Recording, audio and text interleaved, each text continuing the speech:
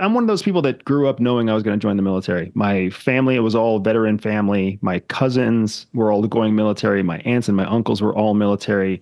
I'm a first generation American citizen. So there was a lot of pride in the 80s and 90s when I was growing up in going military. It was just a matter of whether I was going to go enlist or whether I was going to try to become an officer, if I would go to college and then go to ROTC. It was never a question of if, it was just a matter of when and how. I think what was interesting to me is I didn't know intelligence was a direction I wanted to go until after I started with the military, because as the military has always been so good at, it opens your eyes to opportunities that you otherwise didn't know existed. It's, in my opinion, active duty service is even better than college. And and you ended up enlisting for the Air Force. Why the Air Force? What was that? It's funny. I was applying to multiple academies. I went to an academy, which is one of the government-funded universities that are run by the military. So I applied to the Naval Academy, I applied to West Point, I applied to the Air Force Academy, and it just so happens that the Air Force Academy offered me two things. They offered me a fast acceptance letter, and they took me the farthest away from home. And I really didn't want to stay in Pennsylvania, and I really didn't want to stay in the Northeast. Mm.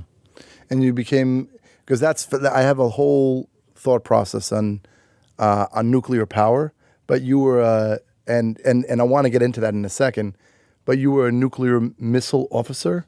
What does that entail? Yeah, so the people who actually sit underground with the nuclear launch codes and the nuclear launch keys around their neck, those people are called nuclear missile officers. And that was my Air Force specialty code, AFSC. That Air Force specialty code is 13 Sierra. And there's only ever a few hundred 13 Sierras at a time. And even now, as you and I are talking, there are somewhere to about 80 to 120 men or women who are 100 feet underground in different locations around the United States with nuclear launch codes in a safe and a launch key around their neck. Wow. Just regarding nuclear power, because they have all this stigma, and I know France, I think it's something like 65% of their power it comes from nuclear. We're always looking for alternative forms of energy. Knowing what you know about nuclear power, are there enough redundancies that it's safe at this point? You're asking a great question, because anytime you're engaging in a nuclear force, you need to have multiple redundancies to ensure safety and security.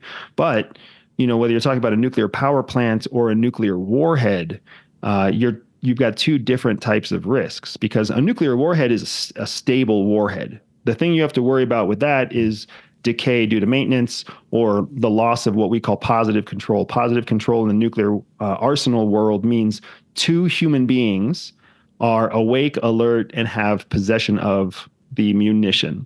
So at no point is a nuclear armament in the control of just one person at one time. Positive control dictates any nuclear warhead is in control with at least two human beings actively, attentively aware of their control of that device. Compare that to nuclear energy. Nuclear energy is not static. It's not stagnant, right? It's dynamic. There's water, there's cooling, there's increasing and decreasing of isotopes. It's a very dangerous and active process. So you need redundancies against two different things, but you do need redundancies nonetheless. I will also say that nuclear anything, nuclear power, nuclear weapons, they're a shortcut. They're a shortcut to high yield energy with high risk, which is why World War II drove us to create nuclear power. That was a high risk tolerance time period, right? Where now, look at a windmill. A windmill creates an incredible amount of power, but is very low risk and does not need, multiple redundancies. So hopefully we're going to see a transition away from the dependence that we have on nuclear energy, but we don't know what we're going to see that transition to. Mm. Yeah, I think that I remember I saw in Westchester, they decommissioned, maybe it was it could have been a nuclear plant in Westchester recently, maybe the past 2 years. And then New York City needed power. So they ended up bringing in coal. So yep. That was something.